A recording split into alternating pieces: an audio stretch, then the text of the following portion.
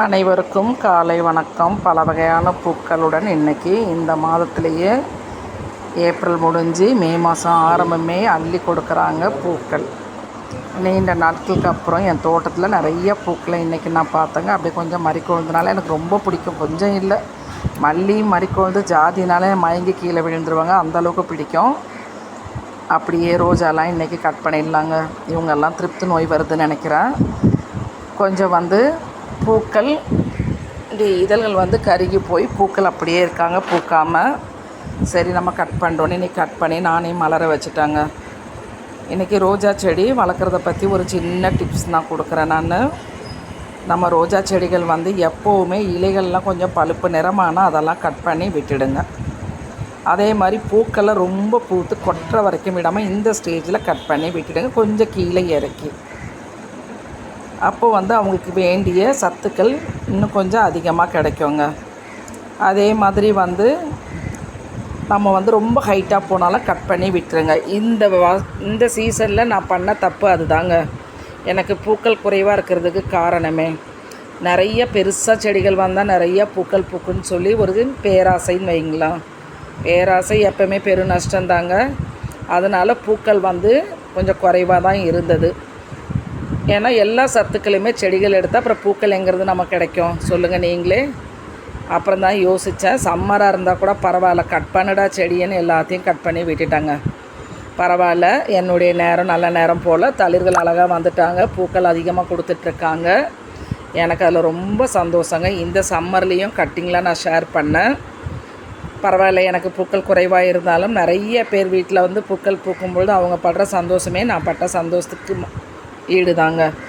அதனால் யார் கேட்டாலும் கட்டிங்ஸை கொடுத்துடுறது.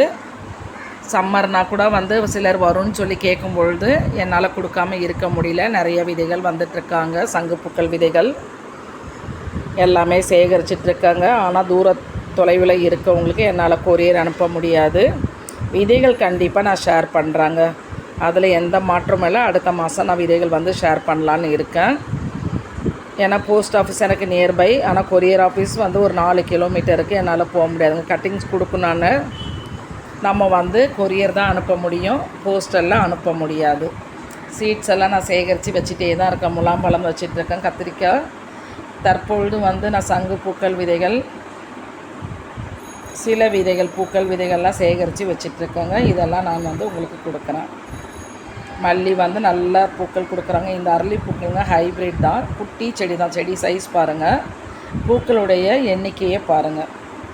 இன்றைக்கி நம்ம பெருமாளுக்கு இந்த பூக்களை தாங்க நான் கோர்த்து என்னுடைய பக்கத்து வீட்டு சகோதரிக்கு கொடுத்துட்டேன். நான் வெளியே போகிறேன், அதனால் அவங்க சாமி கும்பிடட்டுன்னு சொல்லி காலையிலே பறிச்சுட்டு கோர்த்து மன நிறைவோடு அவங்களுக்கு நான் கொடுத்துட்டாங்க. ஏன்னா நான் போடுறதுக்கு லேட் ஆனால் கூட அந்த பூக்களும் வாட வேண்டாம், கடவுளுக்கு கிடைக்கிற பூக்கள் கொஞ்சம் ஃப்ரெஷ்ஷாகவே இருக்கட்டும்னு பறித்து கொடுத்துட்டேன். எப்போவுமே என்னுடைய பக்கத்து வீட்டு சகோதரி கொடுக்குறதுல எனக்கு பேரானந்தம். ஏன்னா அவங்க காலையிலே பூஜை பண்ணுவாங்க, நான் கொஞ்சம் லேட்டாக பூஜை பண்ணுவேன். நம்மளுடைய பூக்கள் முதல் பூஜைக்கு போகும்பொழுது நமக்கு ரொம்ப மன மகிழ்ச்சி இருக்கும். அந்த மகிழ்ச்சியோடு தாங்க நான் பூக்கள் அவங்களுக்கு கொடுப்பேன். எவ்வளோ பூக்கள் பாருங்கள், ஒரு செடி பூக்கள் இவ்வளோ பூக்கள் கொடுத்துருக்காங்க. இந்த மாதிரி செடிகள்லாம் வாங்கி வளர்க்கும்பொழுது ரொம்ப நமக்கு பூக்கள் கிடைப்பாங்க. அடுத்த வருஷம் நம்ம எப்படி பண்ணணுன்னா, கரெக்டாக மார்ச் எண்டிலேயே மல்லிகைப்பூ செடியெல்லாம் கட் பண்ணி விட்டுடுங்க. அப்போ தான் ஏப்ரல் மேலே பூக்கும்பொழுது நல்ல பூக்கள் கிடைக்கும். மார்ச்சில் கொஞ்சம் கிளைமேட்டும் நல்லாயிருக்கும். அதே மாதிரி டிசம்பர் பூக்களை நீங்கள் செப்டம்பரில் கட் பண்ணி விட்டுருங்க. அப்போ உங்களுக்கு டிசம்பர்லேருந்து ஒரு ஏப்ரல் வரைக்கும் பூக்கள் கிடைப்பாங்க.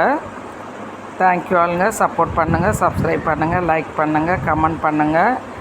சப்ஸ்கிரைப் பண்ணுறவங்களுக்கும் வாட்சவர்ஸ் கொடுக்குறவங்களுக்கும் மனமார்ந்த நன்றிங்க.